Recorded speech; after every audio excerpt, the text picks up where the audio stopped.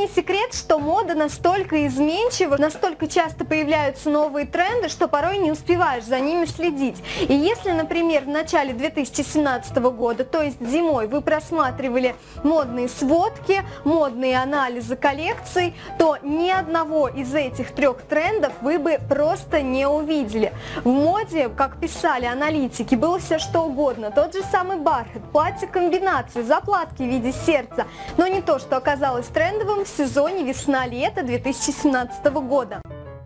На третье место я бы поставила крайне сомнительный тренд – это топы в виде лифа поверх маек. Как мы знаем, 2 года назад платье-комбинации нам предложили надевать поверх футболок либо водолазок. Затем нам предложили топы поверх тех же самых футболок. Но что нам предлагают в этом году дизайнеры? Ну, это как минимум некрасиво, потому что такие топы, надетые поверх футболок, так портят пропорции, создают сразу несколько горизонтальных линий, что визуально укорачивает рост, превращает область живота просто в какую-то бочку. На втором месте я располагаю обрезанные края джинсовых изделий. Возможно, вам кажется, что это красиво, что это интересно, очень стильно, потому что сейчас Инстаграм, разнообразные модные порталы просто заполнены фотографиями с таким трендом. Вообще сейчас в моде демонстрация бедности. Мы с вами еще поговорим на эту тему.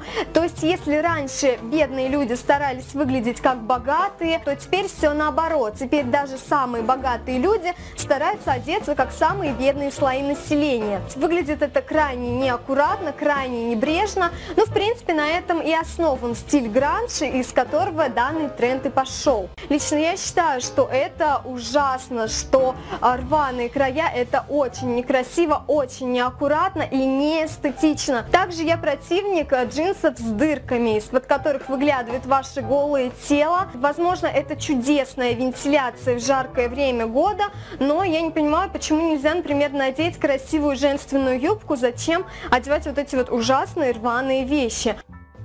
Все просто источники, где мы можем видеть модные тренды, заполонили фоточки с колготками в крупную сетку. Вся ирония в том, что в марте этого года, когда о данном тренде ничего совершенно не было слышно, в своих запасниках я нашла колготки в сеточку. Надела я их под юбку, которая была длиной чуть ниже колена. И когда одна девушка из, так скажем, модного сообщества нашего города увидела данные колготки, она сказала: ты знаешь, что вообще-то это выглядит очень пошло. И что вы думаете, когда я зашла тут недавно к ней на страницу в Инстаграм, то увидела, что у нее есть несколько фотографий, где она стоит в рваных джинсах и в колготках в крупную сетку. Таким образом поступил не один человек, а достаточно большое количество блогеров и стилистов, которые до этого утверждали, что колготки в сетку это пошло, это носить нельзя. Теперь мы видим, как они фотографируются в данном тренде. Почему колготки в сетку выглядят пошло? Ведь это же они же выглядят просто в сеточку. Это у нас создается какой-то пошлый образ.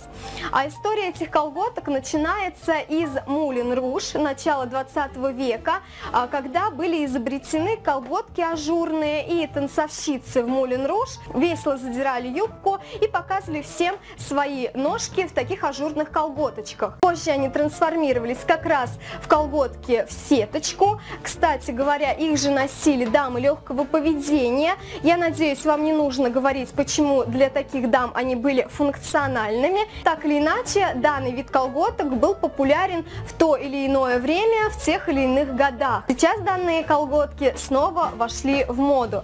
Я считаю, что очень красиво их носить действительно под длинную юбку. Бежевые колготки в сетку – это просто спасение для летнего дресс-кода. Заметьте, что колготки в мелкую сеточку выглядят интересно, особенно когда они выглядывают из-под брюк или длинной юбки. А вот ноги в колготках с крупной гипертрофированной сеткой выглядят, как будто это ветчина. Кстати, меня несколько раз спрашивали по поводу того, слежу я за трендами или нет. Конечно, я за ними слежу, и какие-то из них я активно применяю в своем гардеробе. Но если мне нравится какой-то элемент, который был в моде еще несколько сезонов назад, например, как данная цветочная корона, то я ее в своем гардеробе обязательно оставлю. И мне плевать, что подумают так называемые модные диванные эксперты. Я надеюсь, что вам понравилось данное видео, поэтому обязательно ставьте лайк, в комментариях напишите, согласны вы с моим мнением или нет. Возможно, вы считаете ужасными другие тренды. Обязательно подписывайтесь на мой канал, и всем пока!